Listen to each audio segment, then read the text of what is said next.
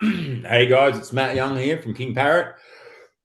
I'm here with Chris from Heavy Mag, and we're going to shoot the shit. And we're talking about when the weed meets the speed tour that's coming up in a couple of weeks, and with King Parrot and Weedeater and Astrodeath and Choof.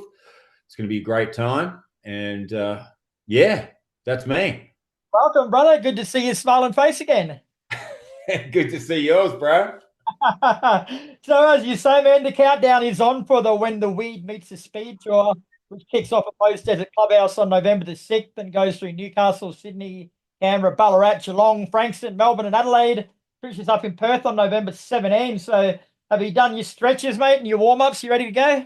Mate, we're ready to go. It's good, man. It's exciting, actually. We've had a couple months off playing shows and all that sort of stuff because we've been really focusing on the new record and getting finishing touches done, and just spending time in the studio and focusing on that. And now it's sort of getting to that point where we're ready to play again, ready to hit the road again and do what we do. And then hopefully start unleashing this new record next year. But in the meantime, we're gonna smash out a big Aussie tour and get around the country and see our people.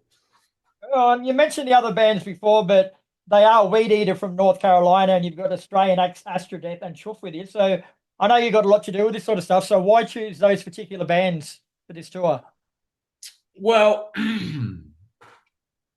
I we've had a long relationship with the guys from Weedeater going back to like almost 10 years. We've toured with them in Europe and in America a few times, and we just become really good mates with those guys, and we love those guys, and we think they're a great band. And the one thing that we have noticed is that like when we play together, it just works. Like the chemistry between the bands just works. They're stylistically completely different to us, but it's just like sometimes I get a bit, if it's all just one thing all the time at shows, it gets a little boring. It's like if it's all grind bands or all stoner bands or all like just rock bands or whatever, it can just get a little bit boring. So we'd like to mix it up and have a few different flavors. And I think when the weed meets the speed to it definitely caters for that.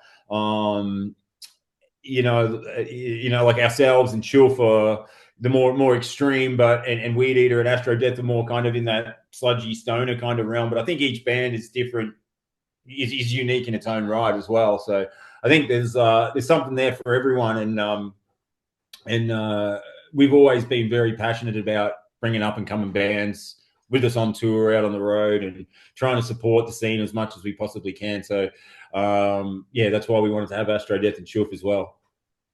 I generally don't like putting labels on bands, but I did a bit of a tally up from these guys on tour, and you've got there's sludge to thrash to stoner to grind to doom to death. Like you cover a bit of everything there, mate. But at the end of the day, it's just going to be fucking brutal. There's no other words for it.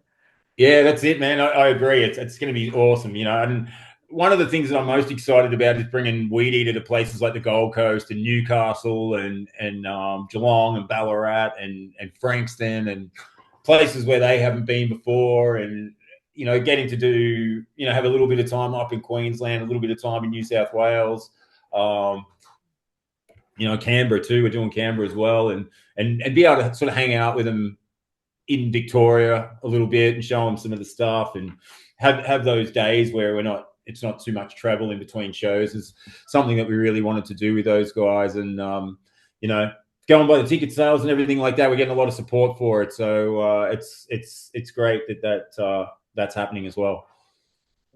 Now, you guys are no strangers to being out on the road and playing live, bro. But at this stage of your career, mate, do you still need to do a lot of rehearsals before you head out, or do you just meet up a couple of days before, run through the line out the edges and off you go?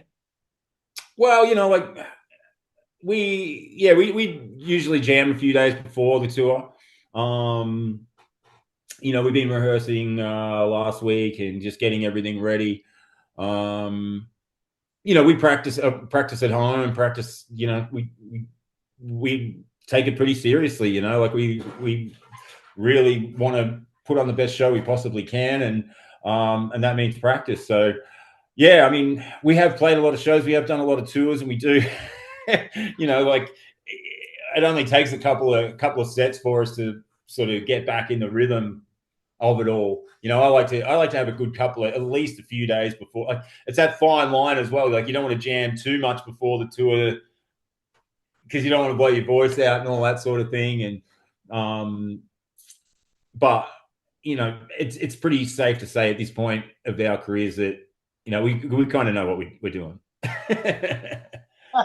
Now, I know a lot of vocalists like to sort of practice or get ready by walking around the house singing or singing in the shower, but someone like yourself, if you did that, the police would be called, bro. So, do you sing around the house much? A little bit. I do it, man. I only do it when no one's around. I only do it when I'm here on my own. So, and like, I don't know. I've had neighbors in the past that like where I've been, like, I'll close all the doors and all of that if I'm doing like some recording or demoing or just rehearsing or whatever. And I've had neighbors in the past and I'll be like, "Can you hear me when I'm screaming at like midnight?" And they're like, "Nah, never heard you." And I'm like, "Okay, that's cool." So I don't know what's going on there. Maybe they're just heavy sleepers or something. They're fucking scared, mate. That's what it is. They're petrified. Yeah, right, maybe. I haven't seen you guys play live, mate. Like, can attest to the fact he's always give 1,000% on stage. But how about from the crowd's perspective? Like, is there anything special that a crowd can do to jig you guys up more? Make you walk off stage going like, "Fuck yeah, that was really good." I think we love the audience interaction. That's always been a big part of our show, and we love the back and forth banter with the audience. That's always been a big part of our show, and so that always gets us going. We always have fun with that. I know Slats loves that. Um, but yeah, we feed off the energy of the audience for sure, and it's always great to have an excited and enthusiastic audience that knows what to expect from our show, and we find that we get that a lot in Australia, and we're very grateful for that. Some of the places overseas where we play, who might not know us as well, the reception can sometimes be a little different, but in Australia, it's generally, people know that it's going to be foot to the floor from the first note, so yeah. Now, before we move on from the Weed Meets the Speed tour, mate, like, where can people get tickets? Like, I know everyone always says that it's going to sell out, but you've had to upgrade the Perth venue. Like, tickets are selling really well, so people should get in early. Where can they get them? Kingparrot.oztix.com.au is where the tickets are on sale. Very good. Now, you mentioned a new album before, bro, and I know what you like. Like, if you don't want to tell me anything, I'm not going to get fuck all out of you. But what can you tell me about it? Well, we've been working on it for the best part of this year. Some of the ideas and the songs we've had for some time, like 4 or 5 years. And I guess during that COVID time, we kind of just had a bit of a break from the band, really. Like, we did a few shows here and there, and we put out an EP, but that was songs that we recorded earlier. So we just sort of took a bit of a break, and I guess sort of once that was all over, we reconvened, and then we started touring again and playing some shows. And then after we went back to America last year, we were kind of like, let's go, let's get a new album going. So we started demoing, and we spent a bit of time doing pre-production, and then and just getting prepared, just making sure that we were prepared as best we could be for the record. We like to do things really organically. We're not sort of one of those sort of computer bands that sends, the rights, and we like to get in the room and jam, and we feel that adds to what we do in terms of the fluidity of the songs, if that makes sense. Like, we all like to have a little bit of input. We like to be able to do it on the fly and on the spot, and really hash the ideas out. So we hope that comes across in the songwriting. So we spent quite a bit of time doing that, getting all that ready, and then we've been in Danger Tone Studios, getting all the drums and the guitars and everything down, and now we're sort of just at the final stages of mixing. Really, we're kind of getting right to that very end part, and it's sounding awesome. I can't wait to get it out. I'm really excited, and we're going to play a whole bunch of new songs on this tour as well. So that's exciting too. So the fans will get a sneak peek as well at the shows. Now, you mentioned that you spend a bit of time in the studio, mate. Like, is that normal for you guys? Do you normally sort of take your time in there, or do you sort of go in there and smash it out and get out? This has been different for us. This has been different. We've taken our time with this. We've really slowed the whole process down. We've sort of, yeah, even from the pre-production stages, we kind of got everything right there, and then we just sort of recorded, and we've just done it bit by bit, and then with the mixing process, we've had some days where we've gone in, we've mixed, and then we take it away and get feedback off everyone and have a listen, and then we go back in and change it and just sort of make the little adjustments that we need to make here and there. But we're getting really close to the end now, so that's exciting. And I'm kind of mindful as well of not going, like dragging it out as well. So I feel like we're getting really, really close now. So that's exciting. And yeah, it's just going to be awesome to get it out there next year. I think one thing the fans really want to know, bro, is like, is it what people would expect from King Parrot, or are you going to throw a few curveballs in there? I think it's going to be what people expect, but I feel like we're kind of leveling up. I feel like the sound and the production that we've been able to produce on this record is a bit different to what we've done in the past. I think it feels sharper and tighter. But I feel like the themes and the songs and all of that stuff is still kind of in the vein of what we do. I feel like some of the songs that we've written are definitely our strongest songs. But I suppose every band says that, right? Right, mate. They're coming from you. It's got to be right. Yeah, it just feels that to me. That's what it feels like when I listen to it. I'm like, yeah. But then again, you listen to it over and over and over and over and over again, and it's like, I can't tell if it's good anymore. I don't know. It's like, so once we're done and we release it, it'll be up to everyone else. Will we have a single before Christmas? Unlikely. Yeah. We're just gonna roll it out next year. That's we've just sort of taken the pressure off everyone to do that. Like we were thinking about it, and then we're just like, let's just not put the pressure on everyone. We've got obviously big news for next year, so we're gonna roll it all in with that. Speaking of big news, mate, the massive news is that your drummer Toddy shaved off his dreadlocks recently. Face to face since they've gone. Yeah. I saw him last week. Yeah. He looks different. Man, I couldn't imagine the relief and the weight of it all. It's just would have been ridiculous carrying all that shit around for so many years. So I'm happy for him that he's got rid of them. Yeah, I mean, other than the fact that they also stink, like his weren't too bad. I've smelled worse, that's for sure. But it's he did a good thing, and he raised a lot of money for Support Act, which is an organisation that we fully support and does some great things for the music industry. So yeah, we're right behind those guys. Yeah. So there is actually some other big news too, mate. So the big news is that you guys are going to be joining Pantera and Power Trip for a run of shows through Europe and the UK next year. Yeah, man. Congratulations, mate.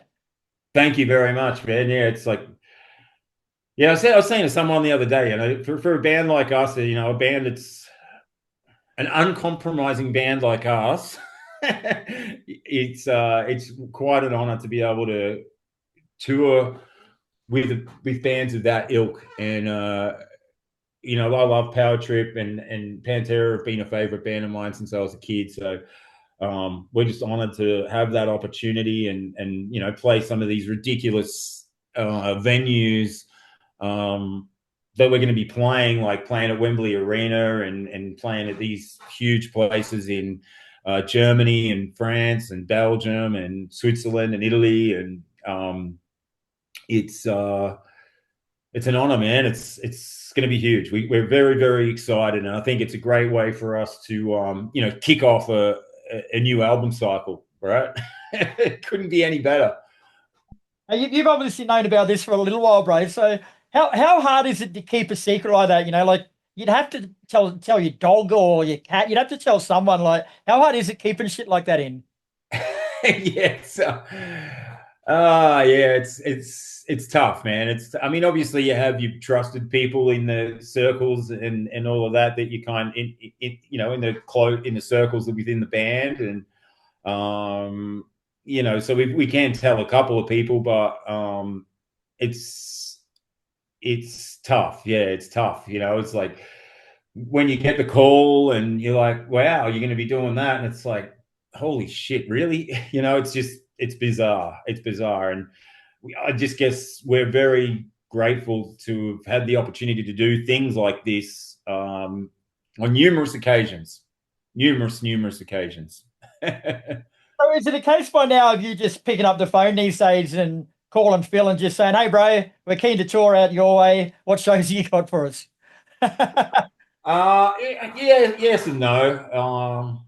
Yeah, it just kind of happens organically, really. You know, like there's that respect there between us and the Pantera camp and Philip, and although you know we've been working with Philip for a long time, and there's a good relationship there, and it's a great opportunity for us to hang out. It's business wise. I mean, we're with Housecore Records in North America, and we've been with them for you know a decade now, or nearly over a decade now, and touring with you know Down, Superjoint, the Illegals, and now Pantera as well. It's like I think he enjoys being able to support the underground scene and the bands that he signed to his label and that he believes in, and giving us the platform to be able to play in front of those larger audiences is you know what helps it all keep ticking over and keeping it alive and keeping it real. And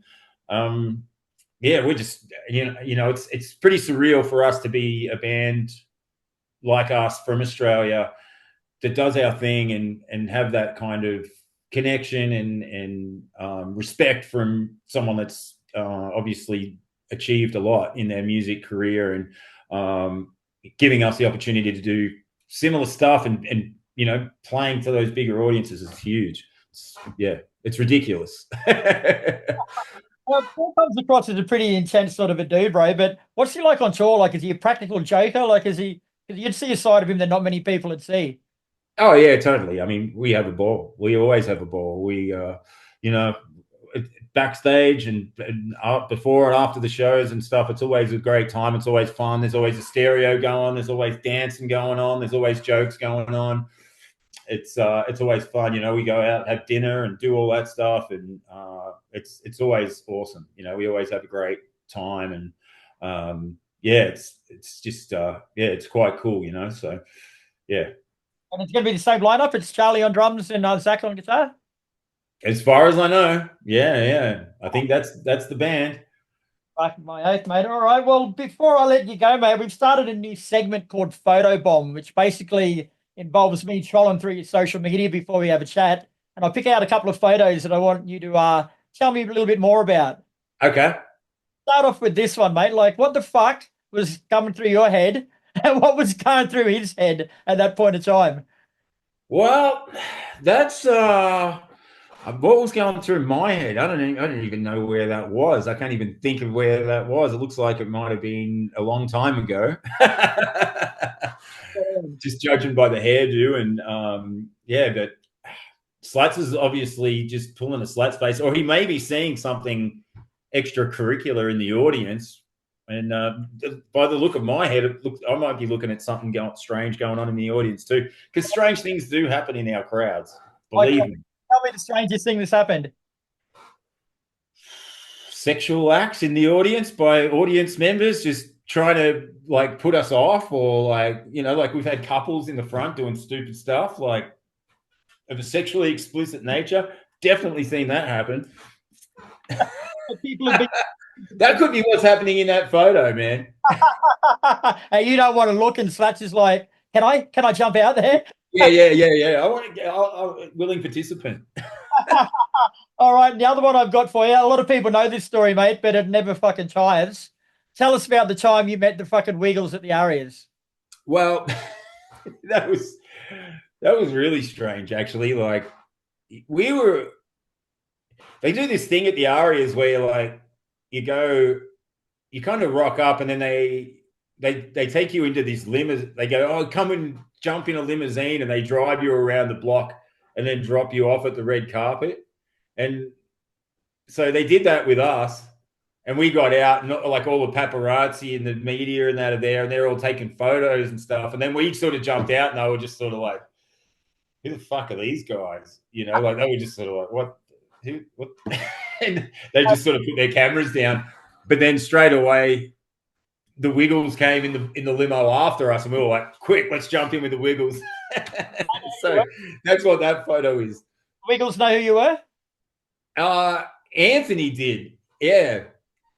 Yeah, I don't think the others did, but Anthony definitely knew who we were, man. He's a great guy. I've had a few chats with him on Instagram and stuff over the years, and he's a really nice guy. Very good. All right, brother. Well, that's all we've got for you tonight. But in the meantime, the Weed Meets the Speed tour kicks off on November 6th at Mo's on the Gold Coast. I noticed there's a couple of Wednesdays and a few school nights in there as well. So make sure people look at the dates. They know when it's on and get amongst it. Absolutely, man. Thanks so much for your support. We really appreciate you.